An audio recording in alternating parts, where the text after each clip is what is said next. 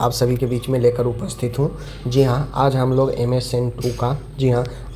MSN2 का important question देखेंगे, क्योंकि आप लोग को पता है कि अब जो है बहुत सारे स्टेट में एग्ज़ाम होना शुरू हो रहे हैं। सेकेंड ईयर का आगे 1-2 महीना में सभी जगह एग्ज़ाम होना शुरू हो जाएगा। ठीक है, तो आप सभी देखें, बिहार हो, MP हो, झारखंड हो, राजस्थान हो, UP हो, इन सब जगह पर आपका एग्ज़ाम होगा। तो आप लोग जो है सेकेंड ईयर का देखना शुरू कर दें।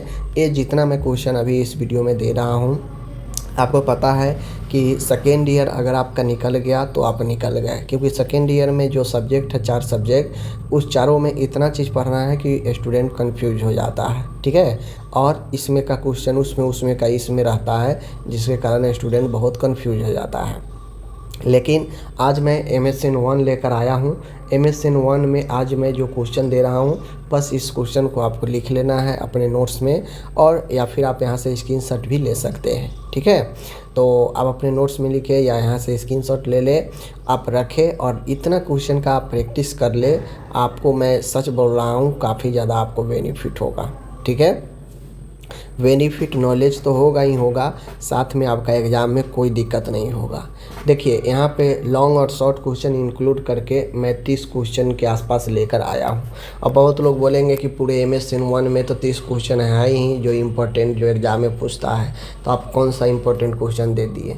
तो शायद जो ऐसा सोच रहे हैं उनको अभी क्वेश्चन से भेंट नहीं है, और वो कभी किताब उल्टा के देखे नहीं हैं। एक यूनिट में 50-50 क्वेश्चन बनने वाला है। ठीक है, अगर कंप्लीट आदमी पढ़ने लगेगा तो मैं उतना अंदर में नहीं जाता हूँ, बस आपको 30 क्वेश्चन दे रहा हूँ एक सब्जेक्ट में, आप इसको कर ले, अच्छा है। क्योंकि नॉलेज भी तो गेन करना है ना, सिर्फ पढ़ लेना ही मतलब नहीं होता है। नॉलेज भी आप पढ़ लिए और बिल्कुल कुछ आ ही नहीं रहा है, मेजर टॉपिक आ ही नहीं रहा है समझ में, तो फिर पढ़ने से कोई फ़ायदा नहीं है। तो इस वीडियो में मेजर टॉपिक के क्वेश्चन को इंक्लूड किया गया है, ताकि नॉलेज भी हो और एग्ज़ाम में आपको बेहतर अंक भी आ सकें। ठीक है, चलिए, जैसे ब्रोंकियल अस्थमा। ठीक है, अब देखिए सेकेंड ईयर में MSN1, MSN2, mental health, child health, चारों सब्जेक्ट ऐसा सब्जेक्ट है जो आपको बीमारी के ऊपर, प्रोसीजर के ऊपर ज़्यादा क्वेश्चन पूछता है। तो बीमारी के ऊपर पूछेगा तो सीधा आप याद रखिए, बीमारी के ऊपर अगर क्वेश्चन आपसे पूछेगा तो पहला तो पूछेगा कि ये होता क्या है, यानी परिभाषा। दूसरा पूछेगा वो बीमारी का कारण। तीसरा पूछेगा उस बीमारी में लक्षण।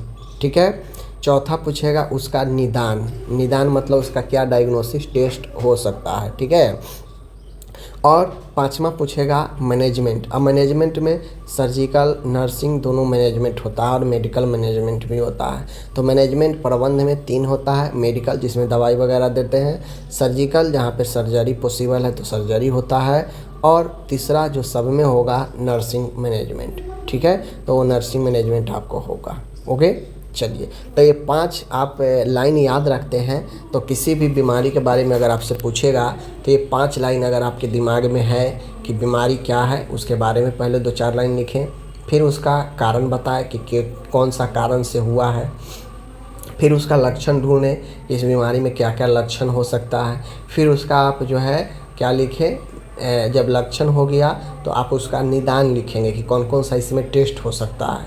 अब टेस्ट के बाद जो है हम चलते हैं उपचार में। तो उपचार ये कहिए या मैनेजमेंट प्रबंध कहिए। तो उपचार में पहले हम देते हैं दवाई वगैरह से नहीं ठीक होने वाला है, अगर सर्जरी होने वाला है तो सेकेंड में हम उसमें सर्जिकल लिखेंगे, सर्जिकल उपचार। सर्जिकल वगैरह हो गया तो हम उसमें अब लिखते हैं लास्ट में नर्सिंग मैनेजमेंट, जो हम मेडिकल और सर्जिकल दोनों को ध्यान में रखते हुए नर्स के द्वारा किया गया काम नर्सिंग मैनेजमेंट होता है। ओके, बाकी इसका एक प्रॉपर वीडियो हम बना देंगे, आप लोग टेंशन नहीं लीजिए। पहला है ब्रोंकियल अस्थमा। अब देखिए, bronchial asthma sign and symptoms, निदान, उपचार, कॉम्प्लिकेशन और नर्सिंग मैनेजमेंट। ठीक है, तो कंप्लीट क्वेश्चन लॉन्ग में पूछेगा 10 नंबर 15 नंबर में, तो कंप्लीट ऐसे ही पूछता है। चलिए, दूसरा क्वेश्चन है पल्मोनरी टीबी। ठीक है, PTB जिसे बोलते हैं। अब पल्मोनरी टीबी है तो इसका भी साइन सिम्टम्स होगा, ट्रीटमेंट होगा, डायग्नोसिस, कॉम्प्लिकेशन और मैनेजमेंट होगा। ओके, अब है फेफड़ा से संबंधित निमोनिया। तो निमोनिया के कारण sign symptoms, diagnosis, treatment, complication, nursing management. ठीक है, देखिए अब यहाँ पे परिभाषा पूछ दिया, कारण पूछ दिया, साइन सिम्टम्स पूछ दिया, डायग्नोसिस पूछ दिया, कॉम्प्लिकेशन पूछ दिया, और एक ट्रीटमेंट इसी मैनेजमेंट के अंदर ही आ जाता है। तो यहाँ पे प्रॉपर नर्सिंग मैनेजमेंट दे दिया है ना, लेकिन कभी कभी क्वेश्चन में सीधा मैनेजमेंट दे देगा, प्रबंध लिखे। तो ये प्रबंध के अंदर ये आपका नर्सिंग, मेडिकल, सर्जिकल तीनों प्रबंध आ जाता है। ठीक है। Chronic obstructive pulmonary disease COPD की परिभाषा, कारण, sign symptoms, diagnosis, treatment, complication एवं नर्सिंग मैनेजमेंट। ठीक है, आगे बढ़िए। आगे है हाइपरटेंशन की परिभाषा, कारण, लक्षण, symptoms, diagnosis, complication, treatment, nursing management. देखिए ये सारा चीज़ समस्या वाला है, तो जहाँ भाई साइन एंड सिम्टम्स की बात आएगा वो सारा बीमारी में ही आएगा। और सेकेंड ईयर MSN1 MSN2 में टोटली बीमारी के बारे में ही पढ़ना है। ठीक है, चलिए आगे बढ़ते हैं। हाइपरटेंशन हो गया, MI जिसे हार्ट अटैक बोलते हैं। तो जैसे ही हार्ट अटैक शब्द आया तो उसमें कंप्लीट क्वेश्चन जो बनेगा वो यही बनेगा। कार्डियक हार्ट फेलुअर, ठीक है, कंजेस्टिव कार्डियक फेलुअर, CCF। ठीक है, CCF जिसे हम लोग हार्ट फेलुअर के नाम से जानते हैं, तो इसमें भी वो आपका कंप्लीट क्वेश्चन वही बनता है। आगे है र्यूमेटिक हार्ट डिजीज जिसे हम लोग RHD बोलते हैं। ठीक है, अब इसका कारण, साइन सिम्टम्स, निदान, जटिलता ये सब है। आगे है पेप्टिक अल्सर की परिभाषा, और वही चीज़ें हैं भाई। पेप्टिक अल्सर ये भी एक समस्या है, तो कारण, साइन सिम्टम्स, ट्रीटमेंट सब चीज़ मैनेजमेंट होगा ही। वायरल हेपेटाइटिस का वर्गीकरण, हेपेटाइटिस के कितने प्रकार हैं, कारण, लक्षण, sign symptoms, nursing management, treatment ये सब, सर्जिकल। ठीक है, आगे है जॉन्डिस, जॉन्डिस के प्रकार, कारण, ठीक है, और जॉन्डिस के साइन सिम्टम्स, लक्षण ये सब हैं। चलिए आगे है इंटेस्टाइनल ऑब्स्ट्रक्शन। इंटेस्टाइनल ऑब्स्ट्रक्शन कहने का मतलब होता है कि आंत में रुकावट। तो आंत में रुकावट होने पर क्या लक्षण होगा, क्या निदान, जटिलता होगा, ये सब। Chronic renal failure, chronic renal failure का मतलब होता है कि लंबे समय से किडनी फेल होना। तो किडनी फेल होना क्या होता है, कारण, लक्षण, जटिलता, डायलिसिस, ट्रीटमेंट सहित आपको लिखना है। ठीक है, आगे बढ़िए। ये भी किडनी का ही है। नेफ्रोटिक सिंड्रोम, परिभाषा, कारण, लक्षण, जटिलता, निदान सब चीज़ आपको लिखना है। बस टॉपिक याद रखिए। स्टूडेंट इसी चीज़ को भूल जाता है कि हमने क्या पढ़ा है। अगर टॉपिक याद रखे कि आप क्या क्या पढ़े हैं, तो आप आराम से जो अभी मैंने बता दिया कि 5 चीज़ उसके अंदर याद रखिए, कारण,